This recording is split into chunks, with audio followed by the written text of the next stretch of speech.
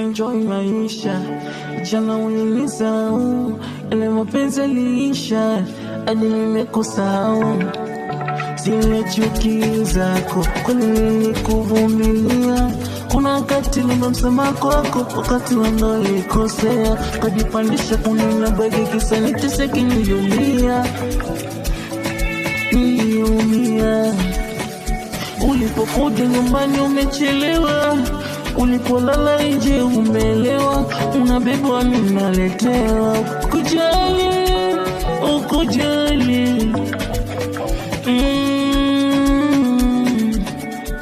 samahani, mteja wa nambari apatikani, sitamani msauna mai kama sadaka kanisa.